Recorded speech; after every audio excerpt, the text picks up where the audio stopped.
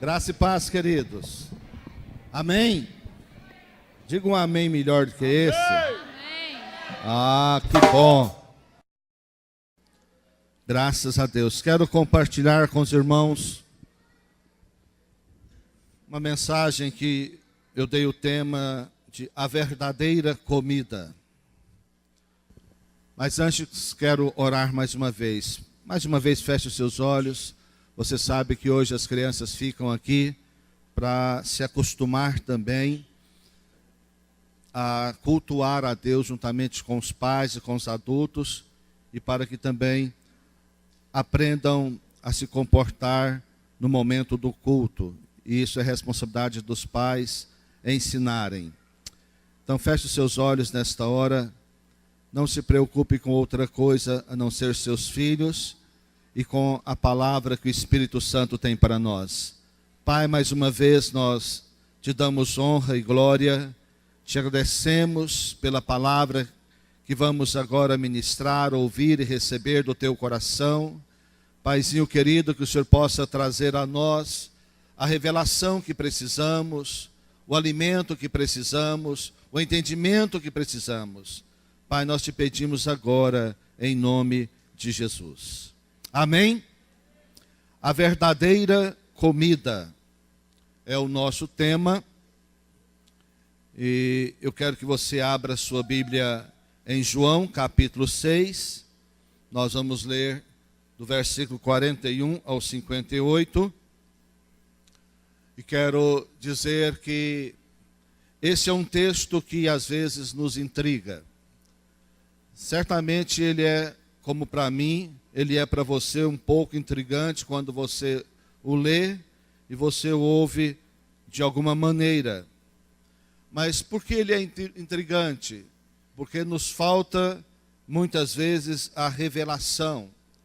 Da mesma forma que os judeus ficaram intrigados com Jesus dizer: eu sou o pão da vida, quem não comer da minha carne não tem parte comigo, quem não beber do meu sangue não tem parte comigo.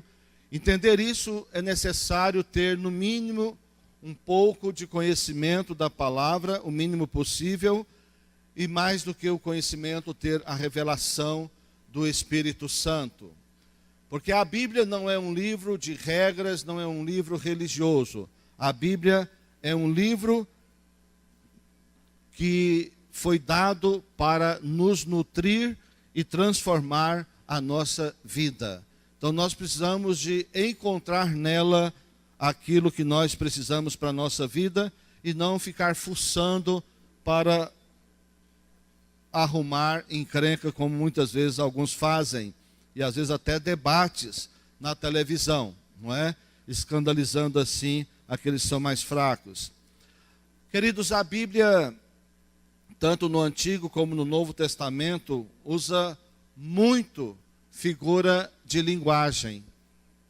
O que é uma figura de linguagem? Uma metáfora?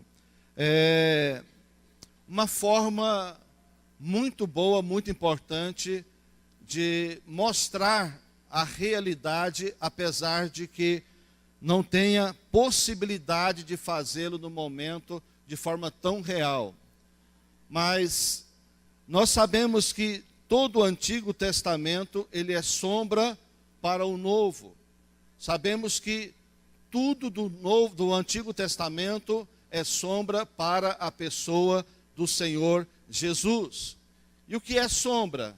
Sombra é uma imagem que representa e às vezes até nos leva a reconhecer alguma coisa, porém, na verdade, não tem a sua essência. Entendeu isso? Nos leva a entender. Por exemplo, veja aqui o projetor. Dá para tirar, quem está aí no projetor? Coloca um fundo branco aqui. Tira para nós, por favor, aqui, essa logomarca. E vamos chamar a Didi. A Didi vai me ajudar aqui. Cadê a Didi? Didi é a menina das artes, a menina da mala cor-de-rosa. Será que a gente alcança aqui? Está dando para ver aqui? que é aquilo ali que você está vendo? É uma mão? A sombra da mão. Parece que é uma mão, não é? Representa a mão. Mas a essência da minha mão está ali? Vem cá, Didi, faz alguma coisa aí para nós. Didi que é artista. O que é isso? O que é? A sombra de um pássaro, né? Tá bom. Então, faz de novo. Se você der uma pedrada, você vai acertar o pássaro? Não vai. Por quê? Porque é apenas uma sombra. Porque na sombra não tem a essência. Diga, sombra não possui a essência. Amém? Ok? Pedro passava e a sombra dele curou o enfermo. Mas veja bem, a essência estava na sombra de Pedro? Não, a essência estava na vida de Pedro. Mas a sombra estava apenas o quê? Representando Pedro. Tem mais alguma coisa para você fazer aí? Não tem como você voar assim, não? O que é isso aí? Hã? Vai ser o que? Um cachorrinho, é? Obrigado, Didi. Obrigado, Didi é ótima. Então é isso que eu queria mostrar para os irmãos, que no Antigo Testamento, nele não está a essência em si, nele está a sombra. Amém? Então no Antigo Testamento as pessoas não experimentaram a essência, as pessoas não viveram a essência, as pessoas viveram a sombra. Mas na graça, com a vinda de Jesus, Jesus é a essência do Deus vivo. Amém? Então isso nos ajuda a entender. Então abra sua Bíblia em João 6,41. Vamos ler esse texto tão tremendo, tão importante, para entendermos melhor ainda a palavra nesta noite. Versículo...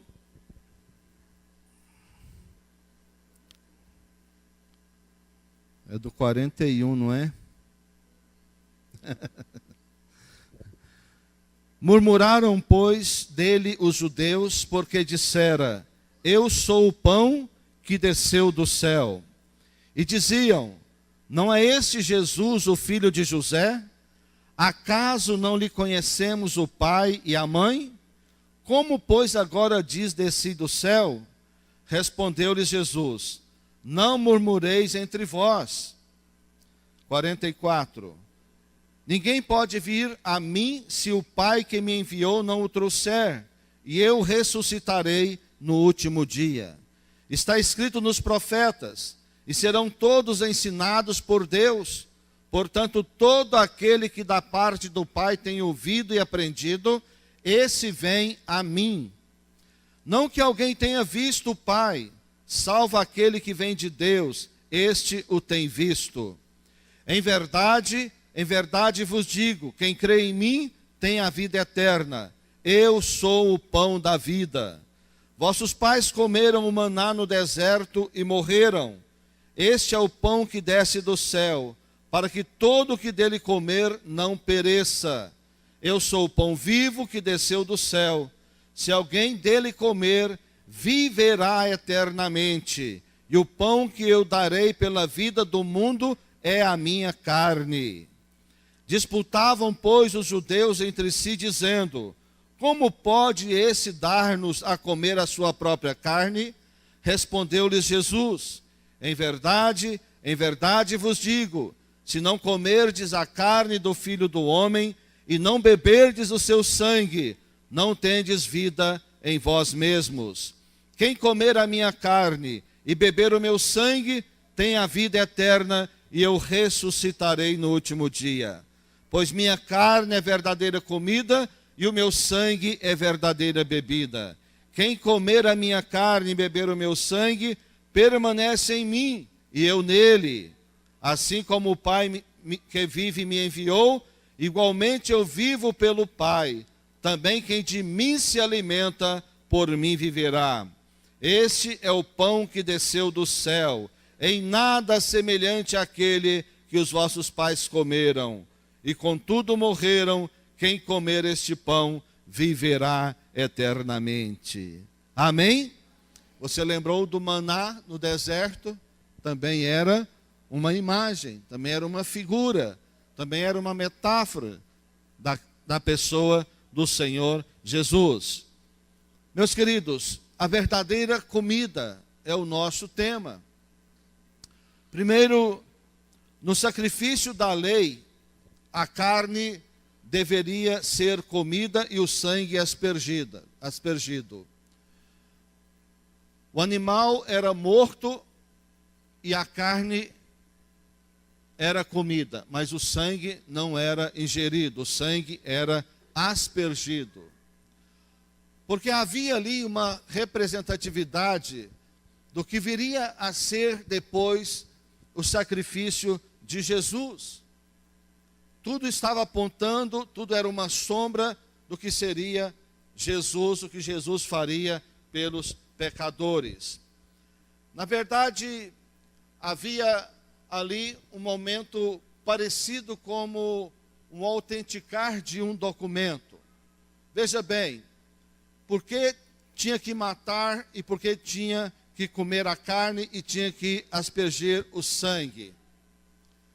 Você já fez autenticação de algum documento, não é verdade? Já foi no cartório com a sua identidade, ou CPF, ou habilitação. E para você fazer uma autenticação, uma cópia autenticada, você precisa de ter o original. É necessário que exista o original. O original existia. Autenticar significa dizer que aquela cópia tem valor. Aquela cópia tem valor. Ela é a cópia, mas não é o original. Ela é cópia do original. Olha que coisa tremenda. O sacrifício do Antigo Testamento era uma cópia autenticada, todavia não era o original. Não era o sacrifício original. O cordeiro não era o cordeiro original. O sangue não era o sangue original. Mas havia valor. Havia reconhecimento, embora fosse temporário. Sempre precisava matar novamente outro cordeiro. Sempre precisava novamente aspergir outro sangue. E assim, indo autenticando sempre aquele sacrifício. O tremendo desta autenticação que eu vejo no sacrifício é que para Deus, na verdade, o sacrifício já estava feito. Talvez nós não entendemos isso. A Bíblia fala que Jesus é o Cordeiro de Deus que foi morto antes da fundação do mundo. Então, antes de estabelecer o sacrifício do animal, Jesus já estava determinado a ser sacrificado. Então, o original já existia. Porque em Deus já havia a decisão de salvar a humanidade através do sacrifício de Jesus. Embora isso viria a acontecer milhares de anos depois. Mas para Deus já estava definido. Para Deus já estava feito. E quando Deus determina, quando Deus decide, as coisas já existem. Embora nós ainda não estejamos vendo. É como Efésios 1:3 diz, que Deus nos abençoou com toda sorte de bênçãos, onde? Nas regiões, de bênçãos espirituais. É bom entender isso, queridos. Deus nos abençoou com toda sorte de bênçãos espirituais. Amém? Não é toda bênção material, não. Toda sorte de bênçãos espirituais nas regiões celestes. Que Deus está dizendo, que Paulo diz, pelo Espírito de Deus, em Efésios 1:3, que tudo espiritualmente falando, todo projeto, todo programa espiritual já está definido por Deus. Agora só dependerá de nós. Dependerá de nós. Deus já fez. Está feito. Está feito. Então as nossas conquistas espirituais, nosso crescimento espiritual, ele já é uma realidade para Deus. Talvez você não veja, talvez você não sinta, talvez você não perceba, mas já é uma realidade em Deus. Amém? Então você já é mais que vitorioso em Cristo Jesus. Isso está escrito, está registrado no cartório celestial. É bom a gente entender isso. Então eu quero mostrar para os irmãos que há 3 tempos de consumação, onde uma sombra torna-se realidade. Primeiro tempo é o tempo para Deus, é isso que eu acabei de falar. Para Deus já está consumado. Para Deus você já é vencedor. Para Deus você já é vitorioso. Para Deus você pode todas as coisas nele que te fortalece, se realmente ele te fortalece.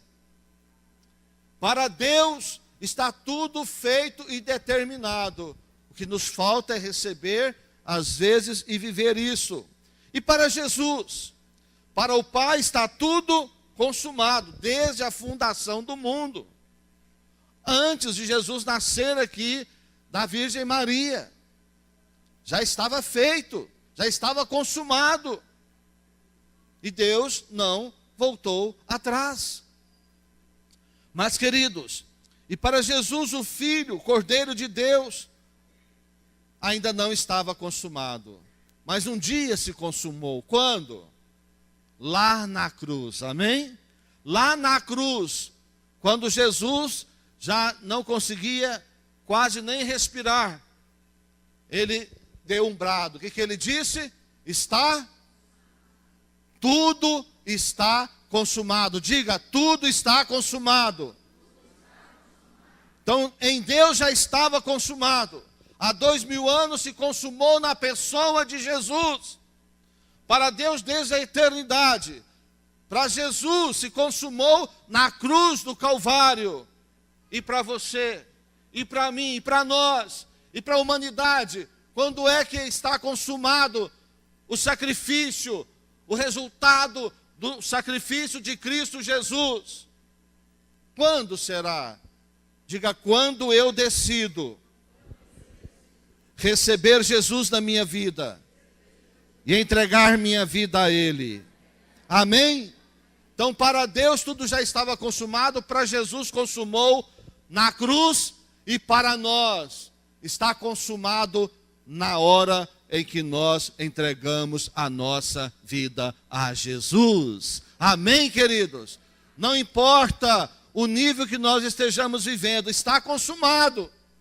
Já foi consumado por Deus, pelo Pai, pelo Filho, e depende de nós agora continuarmos esta vida de que tudo está mesmo consumado. Então o maná lá no deserto não era outra coisa senão a imagem ou uma foto. Podemos pensar numa foto, não é? Pense numa foto de baixíssima qualidade, ou uma sombra, mas simplesmente uma sombra que representava a pessoa do Senhor Jesus. Então, quando você chega numa casa, você vê uma foto. Essa semana, os pastores estavam fazendo discipulado com um casal de pastores que nós acompanhamos, e a pastora viu uma foto minha, aquela foto que eu estou de cabelo preto. Ela falou, bispo, mas isso aí é o senhor ou o irmão do senhor? Quem é essa pessoa? Eu falei, sou eu, carne e osso e pescoço. Falei, mas parece que é, parece que não é. Mas é uma sombra de como eu estava há quase 20 anos atrás. Mas é uma sombra minha, de quase 20 anos atrás. Então já é uma sombra quase irreconhecível para muitos. Quem me conheceu sabe que sou eu, mas quem não me conheceu naquela época não sabe discernir. assim também somos nós com as coisas espirituais. O tempo passa e nós, às vezes, ficamos ligados à imagem que é uma sombra e nós não nos apropriamos da essência, e aí nós vamos distanciando. A nossa visão do próprio Senhor vai ficando uma visão apagada. Por quê? Porque a nossa entrega deixou de existir, já não é tão constante. Mas quanto mais eu me entrego ao Senhor, mais visão nítida eu tenho do meu Senhor. Amém? Mas há pessoas que gostam de viver de uma imagem apagada lá distante. Mas Jesus é vivo e está aqui nesta noite junto conosco também. Amém? Segundo, com o sacrifício da graça, queridos, a carne de Jesus deve ser comida e o sangue bebido. No Antigo Testamento, o cordeiro que apontava para Jesus, a carne era comida, mas o sangue não era ingerido. Ele era aspergido e ele era um sinal exterior, simplesmente de proteção. Não foi assim? No umbral da porta da casa dos judeus no Egito? Continuou sendo aspergido no sacrifício dentro do tabernáculo? Continuou. Mas tudo era uma sombra. Tudo era uma sombra. Então, na lei, a carne era comida, mas o sangue não era bebido, era aspergido. Porque tudo tinha significado. E uma obra no interior da pessoa, assim,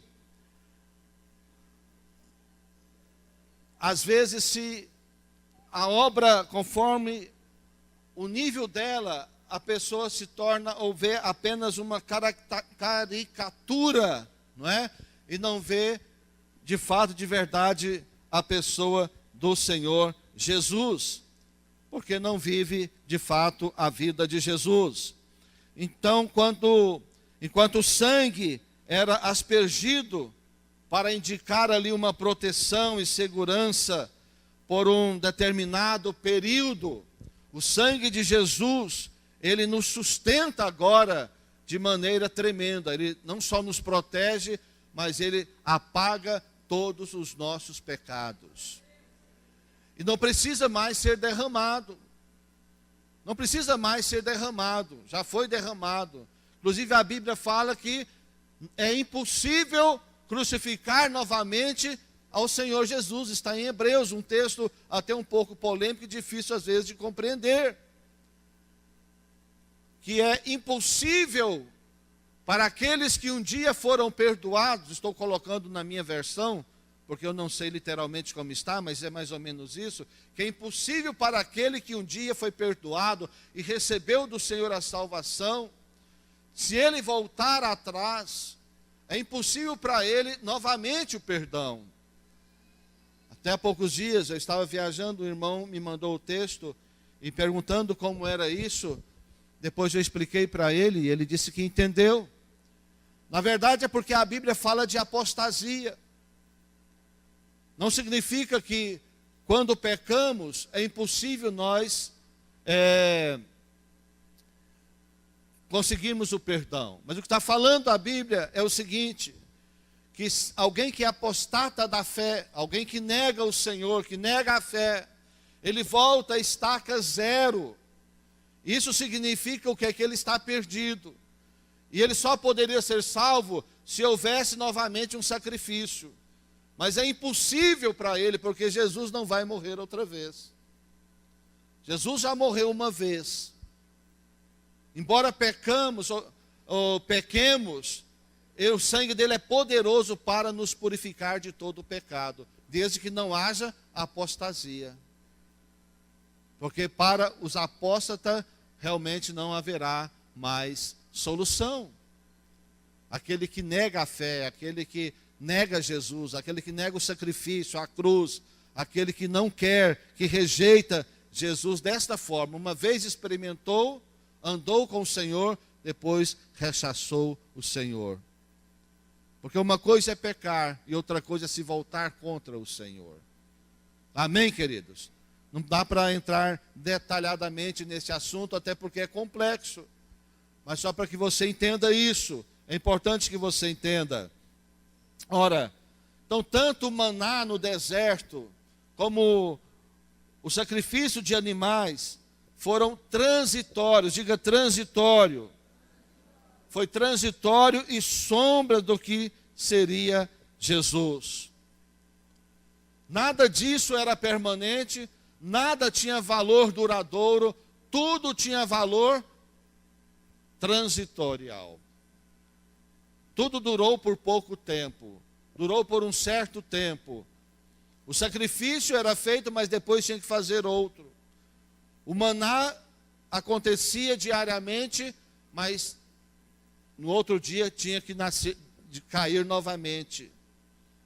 Tudo apontava para o Senhor Jesus, mas Jesus veio uma vez, nasceu como homem, morreu como homem, ressuscitou e há de voltar e voltará para levar os salvos para a glória do Pai. Não vai morrer de novo. Ele veio como servo, ele veio como cordeiro. Agora ele virá como leão e virá como Senhor dos senhores, Rei dos reis. E ai daquele que não se entregar a ele. Ai daquele que não experimentar o Senhor Jesus na sua vida, ao tê-lo, recebê-lo na sua vida. Estará perdido para sempre. E terceiro, o que é a carne e o que é o sangue de Jesus? E como comer e beber? Jesus disse, tem que comer minha carne, beber meu sangue, para ter parte comigo. Versículo 53, está assim, ó. Respondeu-lhes Jesus, em verdade vos digo, se não comerdes a carne do Filho do Homem, e não beberdes o seu sangue, não tendes vida em vós mesmos. Quem comer a minha carne e beber o meu sangue, tem a vida eterna, e eu o ressuscitarei no último dia. Queridos, nós hoje vamos comer o pão e beber o vinho ou o suco de uva. Nós temos aqui também uma representatividade, uma representação do Senhor Jesus. Nós temos o pão, que representa o corpo de Jesus, que foi morto por nós, maltratado por nós, e o suco de uva ou vinho, no caso nós usamos o suco, que representa o sangue de Jesus derramado por nós. Existe até uma doutrina chamada substanciação, que diz que quando alguém se morder no pão da ceia, vai sair sangue. Você já mordeu muitas vezes, não saiu sangue. Então sabe que isso é mais uma bobagem, mais uma heresia da religião, não é? Mas a verdade é que até a ceia, ela é para nós um memorial, é para nós uma ilustração, é para nós uma sombra. Ela é uma sombra. Como era o maná, como era o sacrifício do cordeiro. Embora seja uma ordem, presta atenção, é uma ordem. Porque é o único instrumento que nós temos, por isso fazemos isso muitas vezes ao ano, fazemos uma vez ao mês aqui no culto de celebração, as células são liberadas para fazer nas células, alguns fazem, outros não. Não é obrigatório, claro, para que nós nunca esqueçamos do que o Senhor Jesus fez por nós. Então é também um memorial, é também uma sombra. Quando comemos e bebemos, estamos aqui participando de uma sombra, embora tenha sido estabelecido por Jesus. Mas do Antigo Testamento, nós já só pegamos mesmo a sombra, as ilustrações que apontam para a pessoa do Senhor Jesus. Mas Jesus disse, tem que comer da minha carne e beber do meu sangue. Aqui nós precisamos da revelação. E muitos não entendem isso. Eu mesmo já tive muitas crises. Há muitas coisas que nós recebemos pela fé, mas sem entendimento. É claro que nós vivemos pela fé, mas é tão bom quando nós temos entendimento de alguma coisa poderosa, não é? Tem coisa que nós não sabemos, nós continuamos crendo, até que um dia o Senhor nos mostra. Como dizia Valnice, que muitas vezes perguntavam a ela, como você sabe? Ela disse, olha, como sei eu não sei, só sei que eu sei e pronto, ninguém tira isso de mim. Amém? Assim é a nossa fé no Senhor Jesus também. Muita coisa nós não sabemos, mas tem em nós uma testificação do Espírito, e nós sabemos que esta é a realidade. Isso é uma verdade, mas nós não vamos nos acomodar, nós vamos ler a palavra, vamos estudar e buscar no Senhor revelação para a palavra. Num processo natural de comer e beber alguma coisa, nós temos geralmente fome, não é? A maioria das pessoas só come quando estão com fome, não é? Há pessoas que estão sempre com fome, como eu, não é verdade? Mas há pessoas que não têm fome. Come porque sabe que precisa de comer. Não é assim? Não acontece? Acontece, não é? Minha esposa mesmo, muitas vezes, ela não tem fome, mas ela vai ficando fraca, começa a dar uma tremendeira nela, e ela fala, eu preciso de comer. Não é? E eu falo, vamos embora. Aí ela me pergunta, você está com fome? Eu digo, qual que eu digo? Sempre estou com fome. Então a gente que come alguma coisa com uma cara boa, com uma boca boa, que dá na gente vontade de comer também, não é? Mas tem gente que come com a cara ruim, não é? Deve ser muito ruim aquela coisa. E não é, porque é gente sem apetite, gente sem fome. Mas come, precisa de comer. Então, no processo natural da comida física, da comida natural, nós temos fome, nós temos desejo de comer, não é? De vez em quando não dá desejo de comer uma coisa que você não sabe nem por que deu o desejo. Não é? Um doce, por exemplo. A pessoa não come muito doce, mas uma vez no ano, dá uma vontade de comer determinado doce ou qualquer tipo de doce. Não é? Então, uma fome, um desejo, mas tem a necessidade nutricional, precisamos de comer. Na verdade, tem gente que come porque gosta mesmo de comer, né, Avalone? Tem gente que gosta. Mas tem gente que come porque sabe que se não comer vai morrer. Não é? Tem gente que sabe disso, não é? Não é verdade? Outros definem o alimento pela aparência do alimento, não é?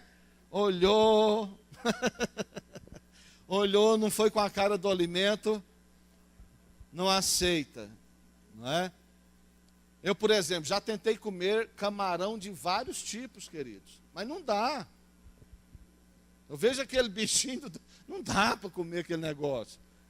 Mas para muita gente é uma comida extraordinária, né? É caro, é comida fina, sabe? Se você quiser me chamar para comer alguma vez com camarão, por favor, compre uma lata de sardinha que vai dar certo, mas camarão não, tá bom? Mas é certo, pastor, você nunca comeu desse jeito. Olha, já tentei comer no arroz, tentei comer assado no espeto, bobó de camarão, não sei mais o que de camarão. Meu Deus, o negócio às vezes está aqui na cabeça, não é? Está aqui na cabeça. E tem gente que se acha o rei quando tem um prato de camarão à sua frente, não é? Se eu tiver que comer camarão à força, serei o pior dos homens.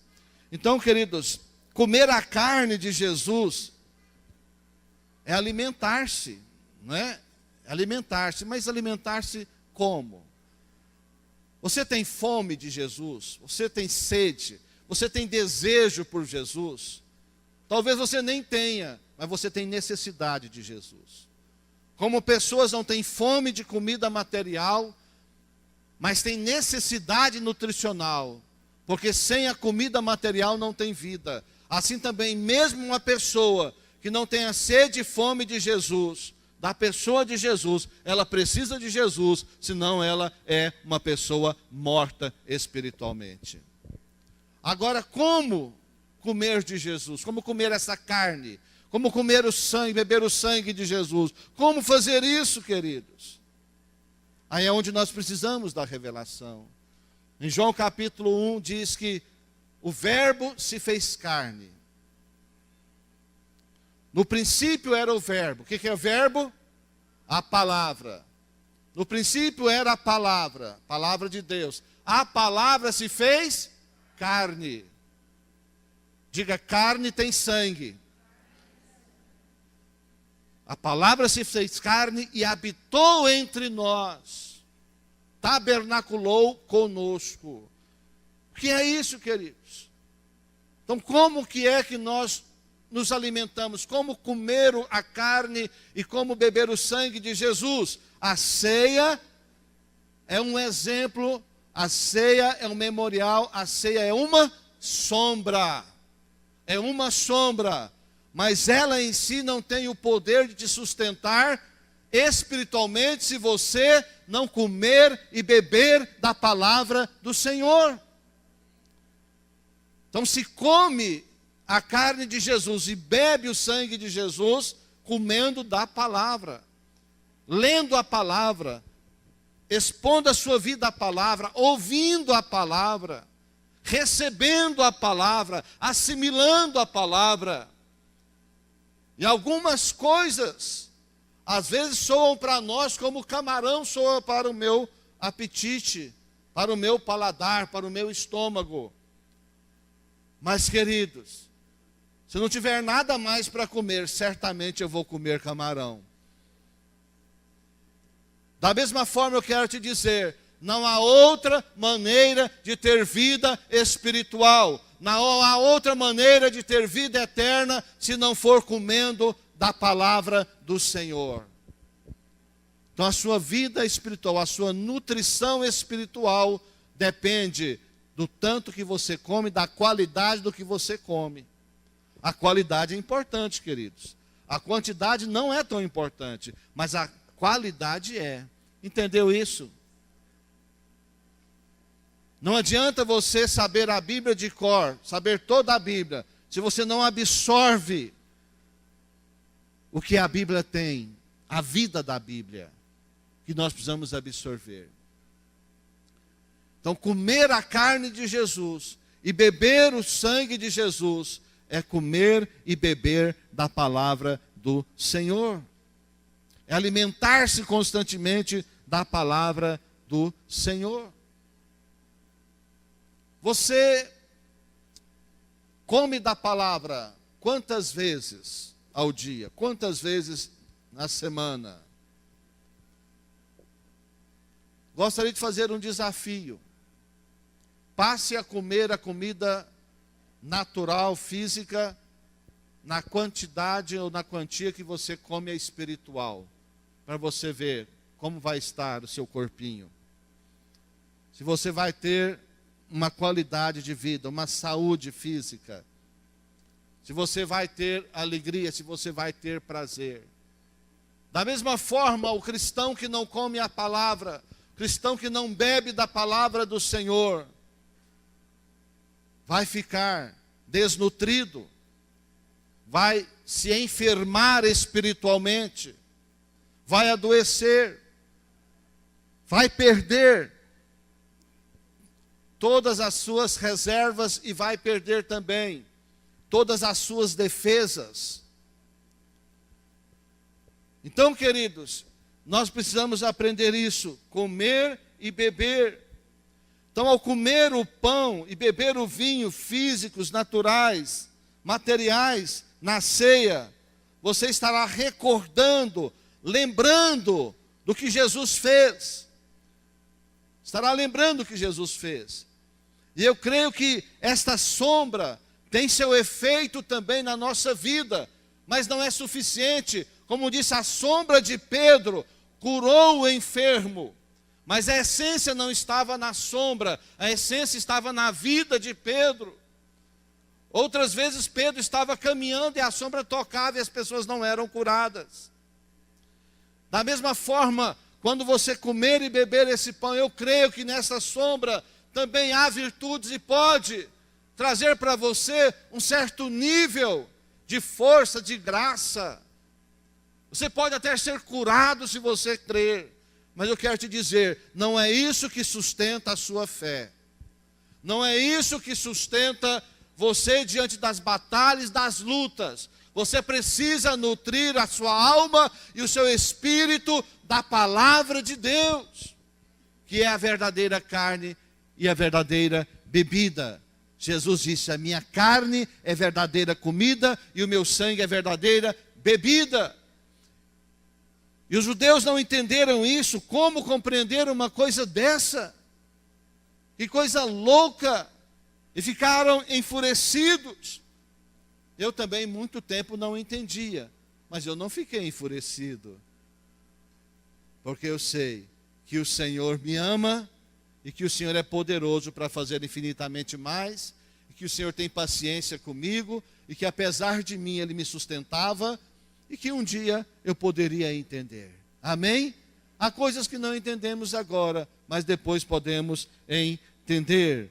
Amém, meus queridos? Então, quando você come a palavra, você está comendo e bebendo da carne e do sangue de Jesus. Pastor, mas a carne de Jesus, o verbo se fez carne, e o sangue? O sangue está na carne, queridos. Ou não? Está, qual seria a palavra? Hein? Empermeado, entremeado, entremeado na carne, né? O sangue está na carne, certo? Então a palavra, por isso Jesus disse no versículo 63, as palavras que eu vos digo são espírito e vida. Por isso, queridos, essa Bíblia que você tem, não importa se é de papel ou se é eletrônica. Nós estamos muito acostumados com a Bíblia de papel. Eu também, para eu manusear, para eu ter meu tempo com Deus, eu uso a de papel. Eu uso a de papel. É muito melhor. Eu escrevo. Eu tenho mais afinidade com ela do que a eletrônica. Mas deixa eu dizer para você uma coisa. Entre aquela tinta e aquele papel, de maneira invisível, está o sangue do Senhor Jesus. Amém? Está o sangue do Senhor. Naquelas letras, naquelas palavras, ali está a vida, ali está o pão, ali está o sangue. E nós precisamos assimilar isso na nossa vida e no nosso espírito. Versículo 60, para terminar. Vamos ler do 60 em diante. Muitos dos seus discípulos, tendo ouvido tais palavras, disseram, duro é este discurso, quem o pode ouvir? Meus queridos, não era só os fariseus não, agora alguns dos discípulos de Jesus.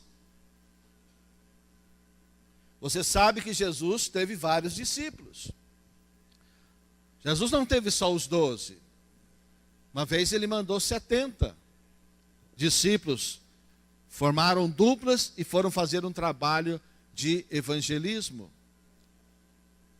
Inclusive eu abro até um parênteses para dizer, nós temos um projeto chamado Casa de Paz, que vamos trazer para os irmãos, para a igreja, para que em duplas possamos realizar um trabalho maravilhoso.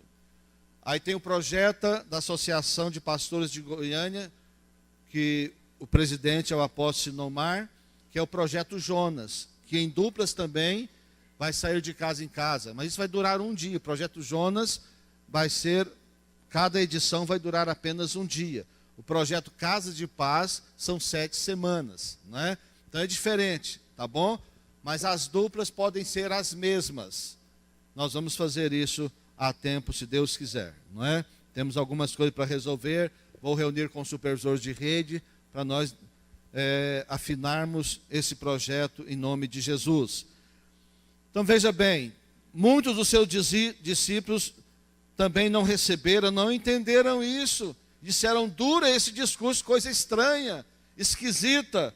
Mas Jesus sabendo, versículo 61, mas Jesus sabendo por si mesmo que eles murmuravam a respeito de suas palavras, interpelou-os, isto vos escandaliza? Que será, pois, se virdes o Filho do Homem subir para o lugar onde primeiro estava? Olha o versículo 63, que eu citei há pouco. O Espírito é o que vivifica, a carne para nada aproveita. As palavras que eu vos tenho dito são Espírito e são vida. Contudo, há descrentes entre vós. Meus queridos, coisa triste é isso aqui. Se no meio dos discípulos de Jesus havia pessoas descrentes, havia pessoas incrédulas, será que no nosso meio existe também? Sim ou não? É possível ou não? Espero que não seja você um descrente, um incrédulo.